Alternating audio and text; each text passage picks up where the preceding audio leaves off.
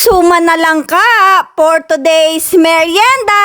Ay nagkakahinog na po ba yan naman yung mga langka din sa may tabi ng aking kubo. Pero ari nga po ay malapit nang magkaubos at adalwa na nga po aring bunga. Ay nagpatulong na nga po ako sa aking inay sa pagkuha at medyo malaki-laki nga po aring nahinog. Ay buti na laan po ba yan naman at nakita namin na ari nahinog na. Napakalaki pa naman po na rin, sayang kung ari ay mabubulok laang. Ay noong mga nakaraang araw nga po ay talaga namang sunod-sunod ang pagkahinog ng mga langka. Ay ari nga po ay ahiwalay uli natin ang buto at agawin nga po natin aring makamasarap na pang merienda. Ay makaayaw na ayaw ko po ba yan naman na nasasayangan tayo ng pagkain, kaya kung ano-ano po ang aking nailuto din sa langka. Ay ari na nga po lahat yung mga binukod nating buto ng langka, atin nga po muna yung apakuluan. Ay apakuluan nga po natin ng maigi yung buto ng langka para nga po pag dinurog-durog natin ay napakabilis laang. At ayan na nga po, lutong-luto na yung ating pinakulo ang buto ng langka. Hunin na po muna natin yan at atin po muna yung apalamigin. At dahil nga po ay malamig na ay atin na nga po yung balatan. At yaan na nga po lahat yung ating nabalatan at atin na nga po yan durog-durogin. Yaan nga po mga kaprensi ang kagandahan pagkalagang-laga yung buto ng langka at napakadali lang na po siya ay durugin. Para nga po yan ay mabuo, kailangan nga po natin dyan ng 4 cups glutinous rice. Naglagay din po tayo ng asukal, langka at saka po ay gata. Naglagay nga po tayo dyan ng gata ng niyog para nga po ay malinam na ang ating agawing suman. Atin na nga po yung halu-haluin ng magmix yung ating mga nilagay. At pag ganyan na nga po ang kanyang itsura ay pwede na nga po natin yung ibalot sa dahon ng saging. Ay napakasarap po talaga laging magluto pagka laging may alutuin. Makamasarap din po ba yan namang sumakmal ng pagkain pagka laging may asakmalin. Ay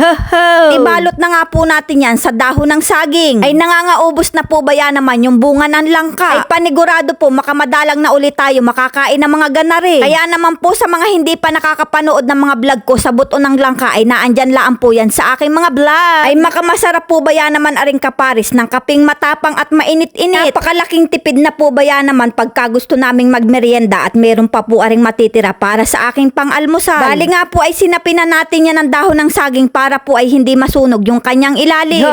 Ay meron na naman tayo na ring asakmalin at kaunti lang po na tubig ang ating alagay. Makamabilis nga lang po aring maluto dahil nga po ay luto na rin naman yung buto ng langka. At ayan na nga po, pagkalipas ng ilang minuto, luto na ang ating sumang buto ng langka.